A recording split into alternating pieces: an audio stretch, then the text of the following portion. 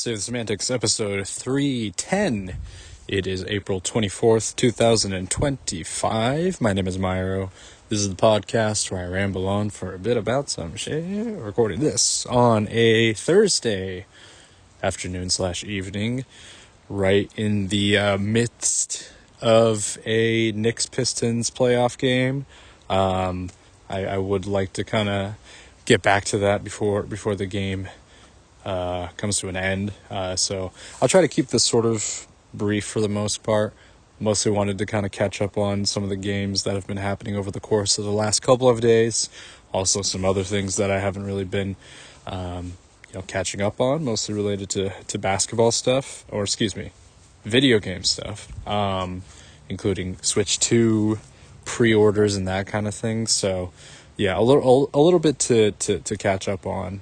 But it's been, so far, I would say, just as like a overall sense of the playoffs, I would say we have a few good series so far. Clippers and Nuggets is definitely the highlight, tied up at 1-1. They're going to be playing later tonight, so I'm excited to check that one out. And then right now the Knicks-Pistons game, which seems to be pretty exciting as well. So we have quite a few series that are sort of divvied up. I would say the ones that are not super competitive so far are the ones that everyone's been kind of suspecting. Celtics Magic, although that one was relatively close in game 2. The Cavaliers Heat, and then the Thunder Grizzlies. So it's kind of the culprits that we suspected, but you never know, man. Like if they win, if any of the lower seeded teams win game 3, then maybe you got a bit more of an interesting series. But I just don't. I don't know. Maybe I just don't have a lot of faith in these other teams to be able to compete and match the level of those higher seeded teams. Let's talk about the Warriors game yesterday. They lost game 2. Some unfortunate news about Jimmy Butler falling on his back. He got a pelvic contusion, another one, like after Steph. And I think Kuminga was also out with a pelvic contusion too. So it just is like, what kind of an injury bug is that about? Hopefully he's back. If he's not back by game 3, then hopefully he's not out for more than like a week or so, because obviously we need him. We did see the impact that had in his absence had on the game and the team and all that kind of stuff, right? I did sort of suspect that game 2 was going to have Houston coming out a little bit stronger, because they did have like a good game plan in some aspects with, like, as I mentioned, like the double big lineup. It was just the fact that their guards were just not hitting at all. And then yesterday you had kind of the Jalen Green game, which I think is, it was bound to happen. You know what I mean? Like, he shot so terribly in game 1 that I think there's really nowhere to go but up for him at that point. So for him to kind of reach the next level is kind of expected, I think. And it's just sort of comes with his sort of equilibrium of play, where he just bounces back and forth between hot and cold. So we were going to get one of those, I think. And it just happened to be game 2. It's going to be a long series. I think I suspect that this will go 6 or, probably 6 games in the favor of the Warriors. But it's going to be tough, considering we don't know when Jimmy's going to come back, if he's going to push through and try to come back on game 3. Hopefully he's not trying to force it. I think we would want a situation where he's not going to be fully healthy by any means, but hopefully he's healthy enough that he can contribute to a good enough level to be kind of a secondary player next to Steph, because we've looked great with him. Obviously, this has been touted forever since the trade. So yeah, I'm hoping that we can kind of get him back to like a decent spot. So I not a great game yesterday. Obviously, it was sucked to see them lose by 20, but it was just one of those. I think we'll bounce back. I think we'll bounce back once they come back to Chase, playing on Saturday. So I'm cautiously optimistic about the rest of the series moving forward. I think it was just one of those. It was hard to sort of lose one of your key players in the game and then try to recover from sort of the hot shooting start that Houston had. So I think it'll be all right. It'll be all right in the future. I think that it is kind of it was sort of I don't want to say a shock, but it was just kind of like I don't know, realization of sorts, where it's like once Jimmy did go out, we kind of reverted back to the team that we were without him, and that was sort of disheartening to see. It was just like, man, this is the Warriors that we've been used to over the last couple of seasons. So if Jimmy is not able to play in Game 3, look, man, I hope that they can at least bring it, because we have matched up well against Houston, regardless of whether Jimmy has been on the team or not. So I'm hoping that they can kind of bring it and really, pose something of a threat to the Rockets here. Because I do, stealing Game 1 is huge. I think that was really incredibly important for this series. And so I think if we can try to maintain, kind of maintaining and gaining back home court by winning Game 3, I think that would be awesome as well. So I again, cautiously optimistic. Hopefully Jimmy's able to come back earlier, if not even Game 3. For the rest of the series, you got the Wolves Lakers are also 1-1. I haven't really had the chance to really watch either of the two games outside of just like a bit of like the end of the first game. Obviously I talked about the Clippers Nuggets, but yeah, I would say the most disappointing series so far has got to be the Pacers Bucks. I do think that they'll pull off Game 3, because right now they're down 2-0 since they're at home and everything. But yeah, it hasn't looked good for them. They kept it, it looked a little better on in Game 2 after Dame's return, but it still felt kind of like Giannis carrying a little bit there. You got Bobby Portis contributing off the bench, which was huge for them, but just was not enough for it to put them over the top. But yeah, I do hope that they can make it a bit of a series. I suspect that the Pacers are going to kind of, they got all of the momentum going for them. Like they just do not care about like what the Bucks are presenting to them. They just don't. The Bucks just do not have the pieces to match the Pacers. The Pacers just have so much more depth, and just level of like role players are ridiculously high. So I just don't like. They got like TJ McConnell,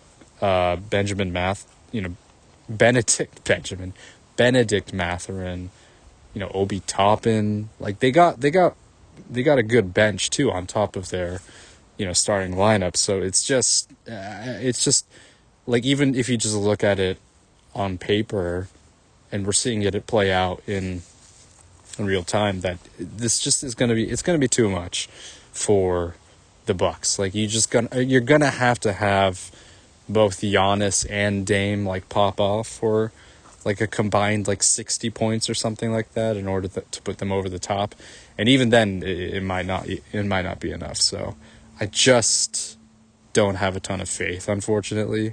But we'll see. If hopefully they win Game 3 and at least make it like a bit of a series, you know what I mean? If they go down 3-0, it's over, right? It's over. Who knows? It might be a gentleman's sweep. It might just be a straight up sweep. But if they go down 3-0, it's over. It's over. So, they have to win Game 3. Actually, it's not even like a prediction thing. They just have to win Game 3. So, yeah, we'll see how that goes. I don't have a ton of hope. Like, this was kind of the series that I wanted, just due to just history and past encounters. But I was worried that this was going to be kind of the result as well. But yeah, we'll see how game three pans out. So the rest of the games today, we got the Grizzlies and the Thunder, which I'm kind of like, maybe Memphis is able to punch back. I don't know. Obviously they had the 50-point loss in game one, and they also had a blowout loss in game two. So I don't know if they can try to hang on and make it a series. Like, this is also a scenario in which they have to win this one. So I think they're going to be, they're going to be fighting. They're going to be kind of, backs against the ropes type of thing. Like, I do think that they'll bring the energy, and I think that this game will be close, at least, right? Win or loss. So I do think that it'll be worth checking out, but I don't know. It doesn't, I just don't know how much stock you can really put into, Memphis really pulling off an upset here. And then you got the Clippers Nuggets later tonight, which I'll be watching. So, I think we got some, decent lineup, along with this Knicks Pistons game that's going on. So playoff basketball, baby. Switch 2 stuff. So Switch 2 pre-orders went up last night, and I did not pre-order.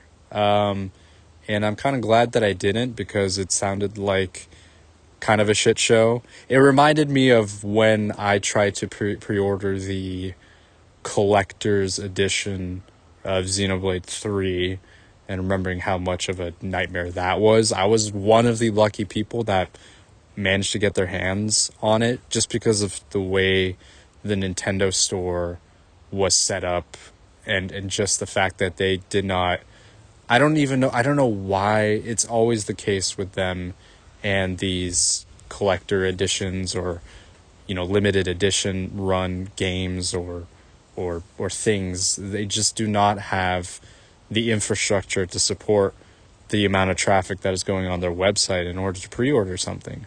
And this kind of seemed to be the case just across the board in just a bunch of other retailers, including like Best Buy and Target and that kind of thing. So it just seemed like a complete nightmare, honestly, and I'm kind of glad that I wasn't really like a part of that. But yeah, I think that I'm kind of glad that I wasn't involved in all of that this time around. I feel pretty confident in sort of my decision not to go forward with it, and I can just sort of wait a little bit longer to pick it up later down the line when I'm feeling a lot more just sort of ready for it. You know what I mean? When I can kind of justify purchasing it. Yeah, I don't know. I think just like seeing kind of the headlines and some of the other news outlets of people just being like, where is my thing? Why is my order being canceled?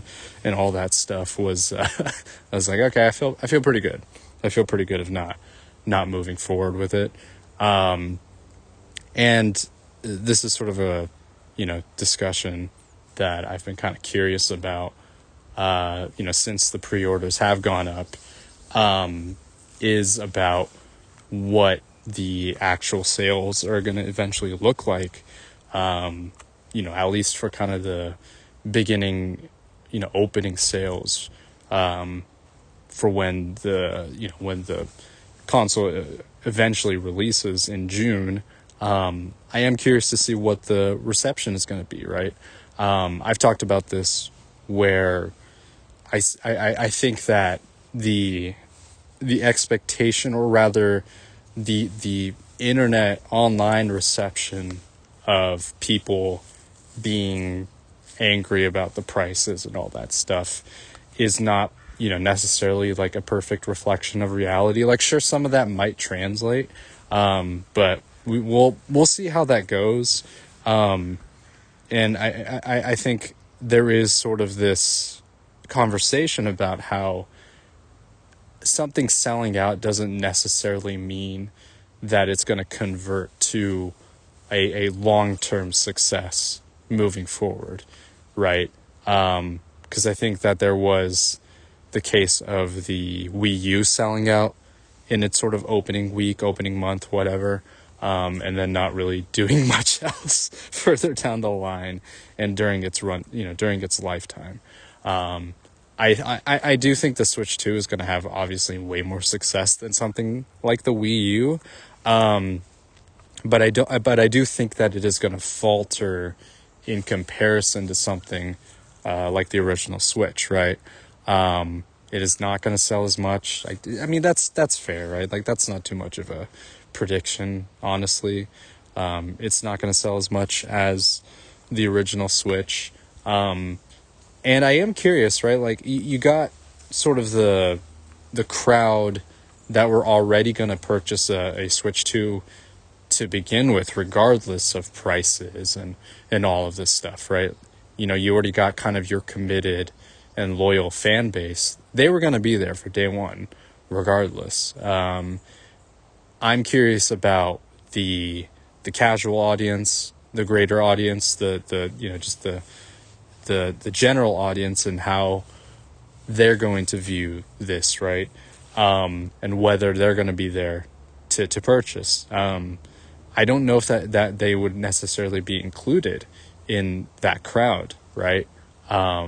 Because you just got, and just, I think the way they've marketed Switch 2 on top of the pricing and all of that stuff, I think is sort of further narrowing the fan base a little bit, where people who have a Switch 1, including myself at this point, right, are not going to go out and get a Switch 2.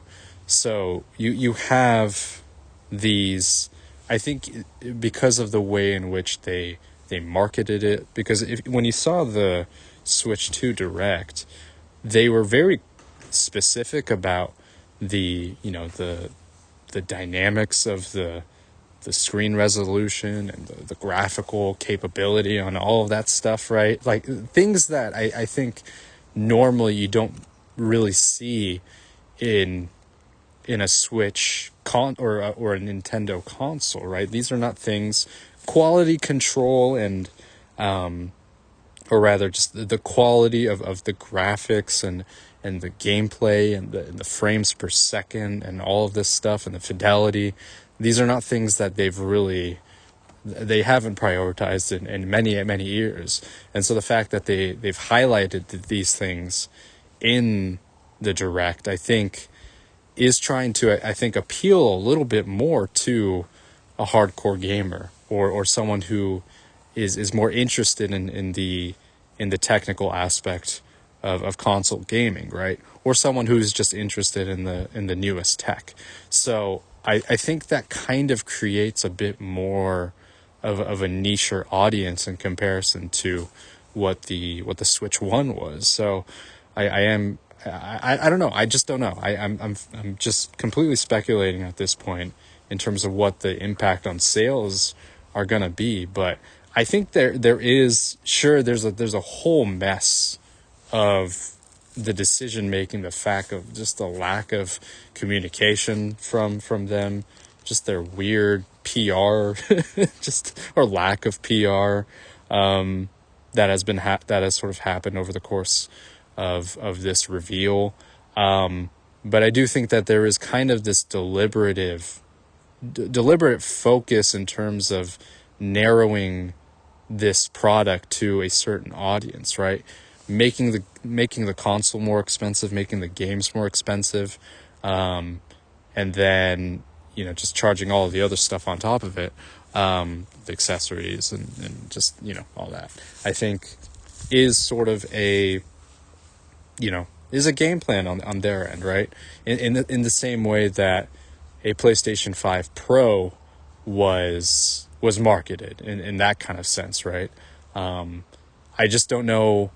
Can you make that crossover from someone, or can you make that crossover of having a casual game like Mario Kart be the launch title while also appealing to a demographic who cares about the specs and all that stuff, right? Can you kind of bridge that gap there? because I don't think it's necessarily the same audience. You know what I mean? Mario Kart just appeals to everyone, but can you also make it appeal to kind of the hardcore gamer? I don't know.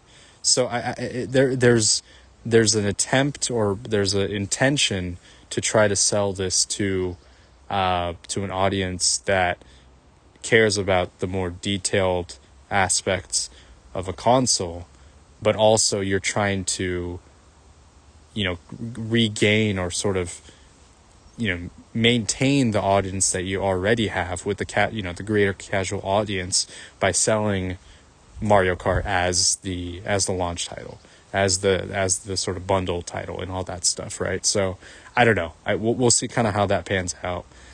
It'll still sell well, I think, at least at the very beginning. We'll just kind of have to wait and see what the legs of the system are going to look like, right? Because when you do have a price tag of $80 for Mario Kart and a $70 for Donkey Kong, we have to kind of wait and see what the other price tags are going to look like, right? Because I think they have made a comment about how they're going to vary the prices just based on the quality of the experience, or whatever, you know what I mean? And what they sort of tend to value with the games that they're selling. So I don't know. It's a little, it's an interesting case. This could be an interesting kind of business case study, if you want to call it that. But yeah, I think it's just kind of a wait and see. Wait to see what the results are going to be, and then me waiting to see if I want to get this anytime soon. I think that's sort of what's at the top of my mind for now. I think this is sort of the and I can already kind of feel it. It's with the playoffs sort of moving forward, the NBA playoffs moving forward, as the series sort of narrowed down, and this happens every year, right? The initial kind of excitement of the first round of the playoffs. Once the first round is up, you got less games going on, so I don't have a game to watch like every single day, you know what I mean? Which then kind of slots in that other time for me to catch up on some other games, right? Obviously I still have Xenoblade X on my docket, and I will continue to play that. Just been enjoying that. Just sort of continue to work through that. Putting in hours into it. It's going to take quite a while for me to beat that game, so I'm happy to take my time with it. But also, I am thinking about what the other game I want to play is, what the supplemental game is going to be, what the shorter sort of game is going to be. If there's an indie title that I want to pick up, or if there's something else that's interesting me. I do kind of want to supplement that and either add that to my library, or if I have it in my library, start it up, because I do have some things on my list that I want to check out and try out as something. Maybe there's another roguelike out there that I've been kind of meaning to get into. I heard there's a Monster Train 2, which is going to be coming out, so I'll probably pick that up later down the line. I want to see Slay the Spire 2, but I know that's currently in beta. So yeah, I don't know, or rather open access, right? So yeah, there are some other things that I do want to play, but I'll just kind of have to see what's out there, because I do want to try to just sort of give me a healthy palate or healthy diet of gaming, because I do want to kind of get back into that since I have a little bit of time on my hands on in my relaxing period. So yeah, that's something to look forward to. More games coming up, obviously, more games during the week. So I'll get into that as we move forward. I don't know if I'll record tomorrow. I'll see if there's anything interesting to talk about with these games tonight, and if there's any other news that pops up that catches my interest, I will talk about that as well. All right, recording this on Friday, April 25th. We have arrived to the weekend. There's a few games going on right now. One more later tonight. We got the Pacers Bucks and then the Magic Celtics games going on. Both right now are relatively close, although the Pacers do have a 10-point lead at halftime. So, listen, Milwaukee, you know how it is, man. You know how it is. If they lose this one, it's over. It's over, right? Right now, the only series that currently has a 3-0 series lead is the Thunder over the Grizzlies, which I did catch the second half-ish of. The collapse of the Grizzlies, giving up a 29-point lead to the Thunder after Ja Morant goes down. Another case of a player getting cut off midair and falling. Well, this has happened on... You got the Jimmy one, obviously, right? You got this one with the Ja. And I feel like there was like another one that was pretty recent of like just midair collision. You know, it's not technically dirty, but it is just a dangerous play. And apparently Lou Dort, who was underneath Ja, didn't get a flagrant, which was kind of pretty surprising. I feel like players should kind of get more reprimanded for that kind of thing, but man, yeah, it sucks to see. I mean, I was watching because I didn't know about the Morant injury until I kept watching because I didn't start from the beginning. I was just sort of score watching, right? And the Grizzlies were up by like almost 30 or something. I'm like, holy crap, dude, what is going on here? I was like, okay, I guess this is the game. You know what I mean? Maybe it's a series. Maybe we got ourselves a series, and then it just completely comes crashing down, in just an absolutely devastating fashion, right? On top of Ja's injury, just giving up a near 30-point lead is, you can't. I mean, the series is over, right? It's either going to be a sweep or maybe they'll have like one game that they rally together in game 5 or game 4, but it's either going to be a sweep or a gentleman's sweep. And that's a tough one. You know what I mean? That's a tough one.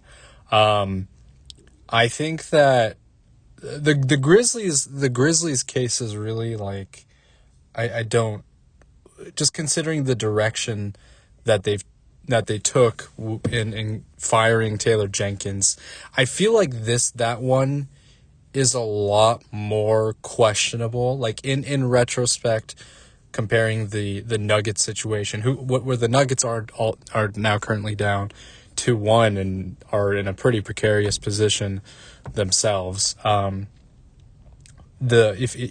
can kind of do a little side by side comparison of the two situations that those franchises find themselves in. You got Jokic isn't injured, but you have a superstar surrounded by pieces that just have not complemented them well enough to push them over the top. In the case of Denver, the lack of depth has completely just been neutralized by the Clippers. They blew them out last night by 34. So you got these like two interesting cases of, I think Memphis has definitely gotten hit with the injury bug, especially in terms of Ja getting hit by the injury bug. I mean, the one that happened last night was not a fault of his own, but it has been kind of a persistent issue over the last couple of seasons. And now it's like, what is the direction of the Grizzlies franchise, right? And you can honestly have the same question for the Nuggets as well, right? Obviously, because you have Jokic, the situation there is a little different because you've already won a championship with him. You could still try to retool around him. In the case of Ja, it's a little more difficult to kind of make the argument because he has had such a difficulty staying on the floor, and the fact that he isn't like, a top five player in the case of Jokic. So it's a different situation in that regard. But both franchises right now are kind of at this turning point where I think in the case of Denver, especially where they currently are now, where it seems like a lot of their key players are injured. It seems like Michael Porter Jr. is probably going to be out for at least this series if they somehow make it through. You got, Jamal Murray's always got something going on. Aaron Gordon has been dealing with some injuries over the course of this season, and then they just do not have any depth whatsoever on their bench, and that has really affected them. So it's like they'll have to figure out something. I think kind of going back to the direction change I was talking about in firing the head coaches of Michael Malone and Taylor Jenkins. The Taylor Jenkins one made less sense because it was like, was at least on the front of the Nuggets, there was like a clear internal conflict, and there was still some issues that permeated into the locker room, right? Like that was kind of like a clear-cut case there where I think you can kind of make the justification to move on from Malone. With the Taylor Jenkins one, it's like, why? Like, what is, like, this couldn't have waited. I understand that there might have been a clear ceiling with him as the coach, but also the roster construction didn't exactly help. The fact that they've tried to, like, integrate this, like, new offensive scheme didn't exactly pan out well either. And they also let go of the guy who was kind of in charge of setting up that scheme. So it was just like, okay, so what is going to be the direction moving forward from this point on, from the end of the season into the playoffs, right? And you're just not seeing like what that direction is. So I don't know. It's kind of it was kind of like a, obviously it was shocking to see that just in front, but even looking back on it now, it's like, why? You know what I mean? Like, even if they were struggling to, like, beat, good teams during the regular season, it was like, why do this decision now and not wait until the playoffs? You know what I mean? Was it supposed to kind of kickstart some sort of change earlier than before? I don't know. Again, in the case of the Nuggets, this inner turmoil was already occurring over the past couple of seasons. With the Jenkins situation, it was like last year, their roster was so just destroyed from injuries that you're like, okay, like what are you even supposed to do if you're the coach in this case? But this time it just doesn't make as much sense. So I don't know what the direction is going to be. You know what I mean? There were already questions about what the franchise was going to do with Ja, and whether they're gonna move on from him, or whether they were gonna kind of retool the roster and that kind of stuff. But there's a lot of questions about the Grizzlies. Absolutely, there's definitely going to be some conversations about what the direction of the franchise is going to be moving forward. You could probably ask the same questions that I've had of the Nuggets and the Grizzlies for the Bucks as well. I think the Bucks one is a little bit more glaring because it feels like they've reached the ceiling. Like that's kind of like the because at least with like the Ja and Desmond Bane and Jaren Jackson Jr., at least they're still young, you know what I mean? They're still in their mid-20s. But with the Giannis, it's he's still technically in his prime, but what else do you got? You got old Dame Lillard. You got an old ass Brook Lopez. You moved off Middleton, which I thought was like a decent move in getting Kyle Kuzma, but Kuzma hasn't really done much, unfortunately for them. So yeah, I don't know. It's kind of that's gonna be like those conversations are gonna happen about moving off of Giannis and all that stuff. That, and I think those are probably going to be the conversation pieces over the summer in the postseason of, I mean, even, whichever teams get eliminated, those conversations are going to start up again with a Giannis, Ja, even, maybe even Jokic. I don't think Jokic is, I don't see that happening. You know what I mean? I think he's a different, like, obviously Giannis and Jokic are closer than, like a Jokic, than a Giannis and like a Ja, but I think in the case of Denver, I don't really, it's hard for me to kind of envision them moving forward from Jokic, and also I just don't know what, is he going to be the type of person that is going to explicitly ask out? I don't think we've ever gotten an indication of that from Jokic. We've had hints. We've had a lot of hints of that from Giannis over the course of the years, and that's kind of, I think, what ultimately propelled the Dame Lillard trade. So in his case, there is kind of some historical, pinpoints that you can reference to where it's like, hey, listen, he's been the type of person to sort of pressure the front office and management to make some decisions to extend their contention. With Jokic, he hasn't been that. I don't know if he's going to be the type of person to say something like that. We'll see.